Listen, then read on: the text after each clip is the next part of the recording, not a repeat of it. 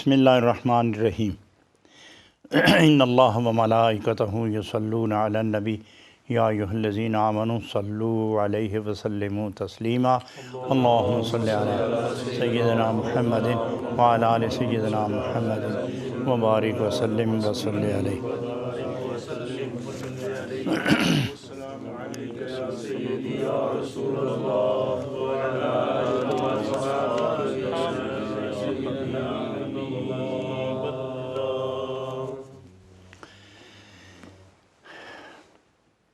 انتہائی محترم معظم محتشم حاضرین و ناظرین و سامعین،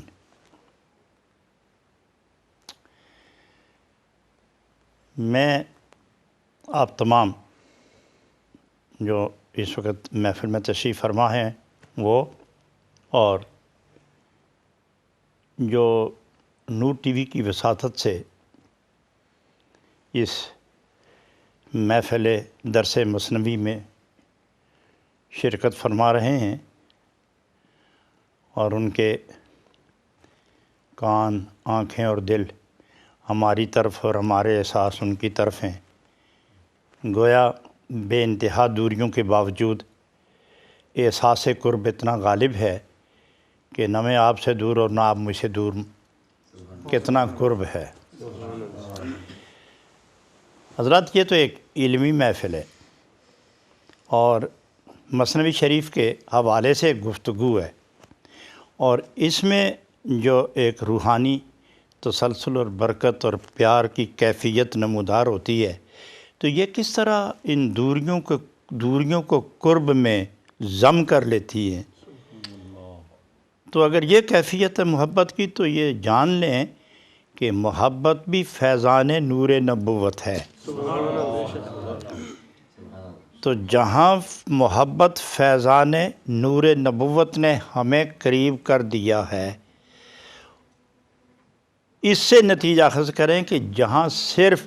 کامل اور اکمل اور مکمل طور پر نور نبوت اپنے فیض تقسیم کر رہا ہو، تو جس بارگاہ سے یہ فیض تقسیم ہو رہا ہے، اس بارگاہ کا آقا و مالک و مولا وہ اپنے غلاموں کے کتنے نزدیک ہوگا۔ تو گویا یہ ہمارا قرب معنوی، ہماری نزدیکی بے اعتبار یقین، احساسات قلب اور روح کی وجدانی حالت کے اعتبار سے ہے، اور ذرا بر وہاں میل آ جائے، شگاف آ جائے، شکست و ریخت کا سلسلہ شروع ہو جائے اور محبتوں میں کمی آ جائے، تو حجابات کے پہاڑ حائل ہو جاتے ہیں۔ پھر ان پہاڑوں کو اٹھانے کے لیے کتنی محنتیں کرنی پڑتی ہیں، یہ تو صاحب حال ہی بہتر بیان کر سکتے ہیں۔ لیکن حضرات، یہ ہم اپنا حال معلوم کر کے باتیں کر رہے ہیں، لیکن جس بارگاہ سے فیضان تقسیم ہو رہے ہیں، وہاں اگر درمیان میں کوئی پہاڑ حائل ہو بھی جائیں،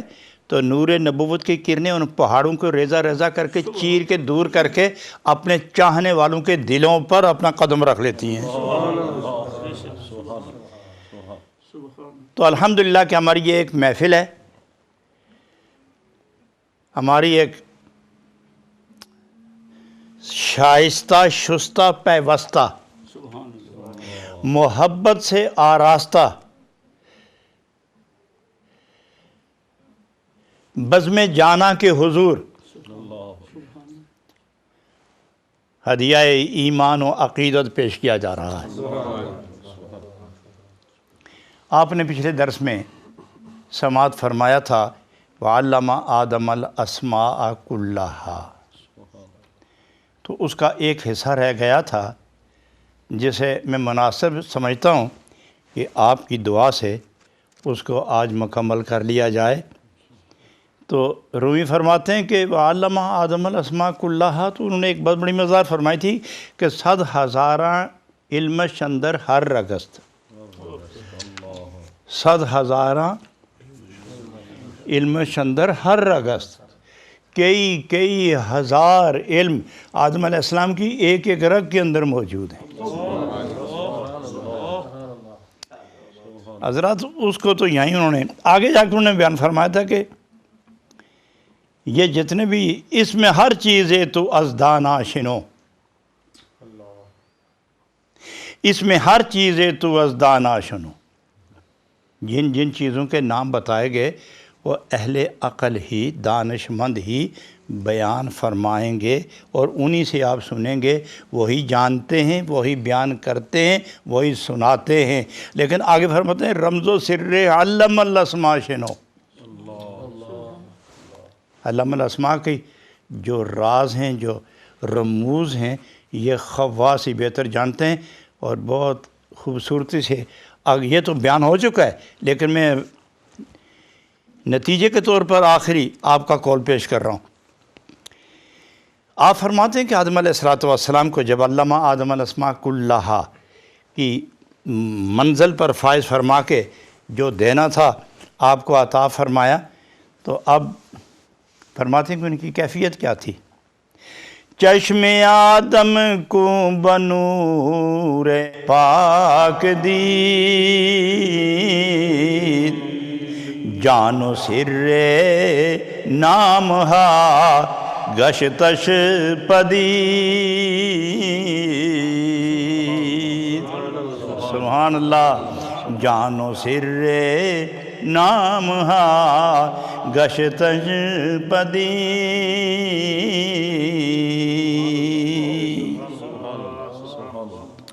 اللہ رب العالمین نے جب اپنا نور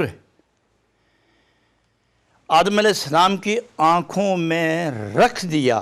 اور اس نور کی کرنوں اور تابش سے جب انہوں نے ساری کائنات کی طرف نگاہ اٹھائی تو کوئی شے ایسی نہیں تھی جو آپ پر ظاہر نہیں ہوئی۔ گویا علم آدم الاسماء کے بعد پہلے پڑھایا، یہ ہے، یہ ہے، یہ ہے، یہ ہے، پڑھایا۔ مثلا پانی، اس کا نام بتایا، آگ نام بتایا، درخت نام بتایا، انسان شجر، حجر، ذرے، پتھر، پہاڑ، سمندر، کائنات ساری، تحت و بالا، شمال و جنوب، جہات ستہ، نوری ناری خاکی آبی، تمام یہ مخلوق کے نام بتانے کے بعد فرمایا، اللہ تعالیٰ نے خیال فرمایا کہ بات تو کامل نہیں ہوئی، ہم تو صرف نام ہی بتائے، تو ان کو جس چیز کا نام بتایا اس نام والے کو بھی تو ظاہر کرنا چاہیے۔ تو اب دکھانے کی، پہلے پڑھنے پڑھانے کا مرحلہ تھا، اب دیکھنے دکھانے کا مرحلہ آیا ہے۔ تو گویا پہلے اسما، اس کے بعد مسمى، پہلے اسم پھر مسمى، پہلے جسم پھر جان، پہلے اسم پھر نام پھر کام پھر مقام۔ تو فرمایا چشم آدم کو بنور پاک دید، جان و سر نام ہا گشتش پدید۔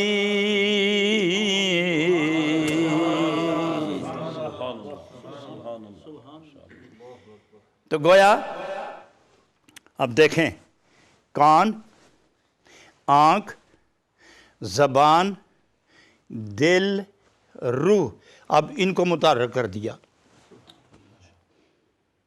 سب سے پہلے اللہ رب العالمین نے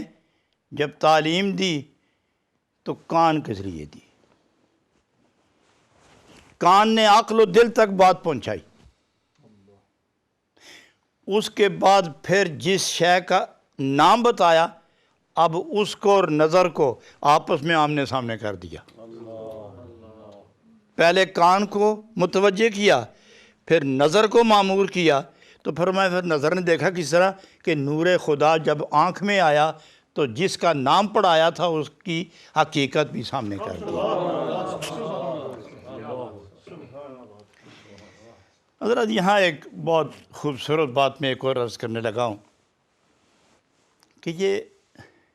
کائنات کے نام پڑھانے، اس میں اہل عرفان ایک بات کرتے ہیں کہ کائنات کا نام پڑھانا کوئی اتنی بڑی بات تو نہیں ہے، چونکہ کائنات کے جتنے نام ہیں اس سے زیادہ خدا کے صفاتی نام ہیں۔ اگر کوئی کہے کہ یہ جتنے زمین پر درخت ہیں، ریت کے ذرے ہیں، یہ اگر گننے کے اندر نہیں آ سکتے، تو یہ یاد رکھو کہ اس سے زیادہ صفاتی نام ہیں۔ اگر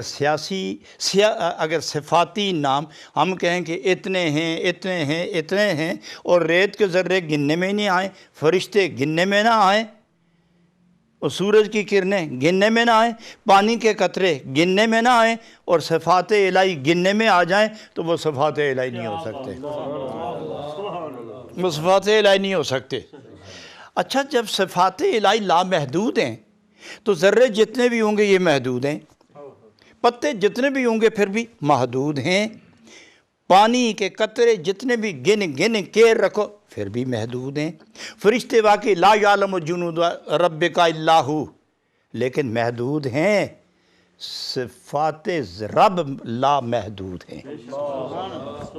صفات رب لا محدود ہیں۔ لہذا یہ کہنا کہ اللہ رب العالمین نے کائنات میں جو چیز بنائی مخلوق اس کے نام پڑھائے، یار چھوڑو اس کو، یوں کہو کہ اللہ نے اپنے صفات کے نام بتائے۔ وَعَلَّمَ آدَمَ الْأَسْمَاءَ كُلَّهَا، اللہ رب العالمین نے اپنی صفات جتنی تھیں ان کی ہر صفت کا ایک نام ہے، اس نام کی اللہ نے تعلیم عطا فرمائی۔ اس کے بعد چونکہ کوئی اللہ کی صفاتی نام ایسا نہیں کہ جس کی صفت کے نور سے کائنات میں جو چیزیں موجود ہیں یہ اس کے پردے کے اندر ہیں۔ جتنی مخلوق ہے، ہر مخلوق کی ہر جنس پر، ہر جنس کے ہر حصے پر خدا کے صفاتی نام کا پرتو ہے۔ یوں سمجھو کہ ایک صندوق یا یہ کتاب، یہ دیکھیے یہ کتاب میرے سامنے اور آپ کے سامنے، یہ بند ہو گئی، اب اس کا نام ہے کتاب، اب اس کا نام ہے کتاب، اس کے اندر جو ہے مکتوب، اس کے اندر جتنے مکتوب ہیں یہ جب بند کرو گے تو مکتوب بند ہو گیا، کھولو گے تو حرف نظر آنے لگ گیا، تو بند یہ اس کتاب، کھولو گے تو سب کچھ۔ تو فرمایا یہ صفاتی نام یوں سمجھو جیسے کتاب ہے، کتاب ہاتھ میں دی تو فرمایا کھولو، تو گویا صفاتی نام کے نور کے اندر کائنات موجود ہے۔ تو جس جنس و نوع کی مخلوق تھی اسی جنس کی اللہ نے اپنی صفاتی نعام سے آشنا کر کے حقیقتوں سے آگاہ فرما دیا۔ اس لیے فرمایا چشم آدم کو بنور پاک دید، جان و سر نام ہا گشتش پدید۔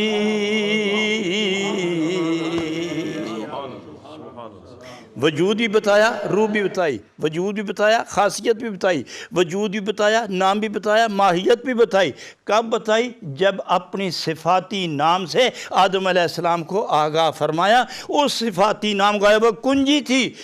جس نام کی کنجی لگتی گئی مسمہ اسی کا ظاہر ہوتا گیا۔ حضرات کرامی،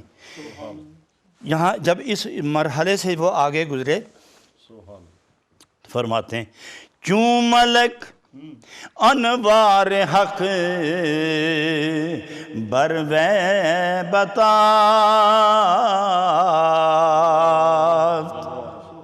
آدم علیہ السلام کو جب اس اعزاز سے، اس علم کی شان سے عظمت بخشی، فرشتوں سے فرمایا جن کی مخالفت کر رہے تھے آپ ذرا اس طرف توجہ کریں، یہی ہے وہ آدم علیہ السلام جن کا ابھی خمیر تیار بھی نہ ہوا تھا تو آپ نے شور برپا کر دیا تھا۔ تو اب ذرا توجہ فرمائیں، جب فرشتوں نے دیکھا تو جناب رومی رحمۃ اللہ علیہ فرماتے اس وقت کیفیت کیا تھی؟ یوں ہی فرشتوں نے دیکھا تو فرشتوں پر ایک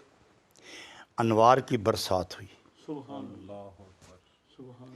آدم کی حقیقت سے آشنا ہوئے، نور الہی کے جلووں میں آدم علیہ السلام کو گم پایا تو ان پر حیرت بھی، رعب بھی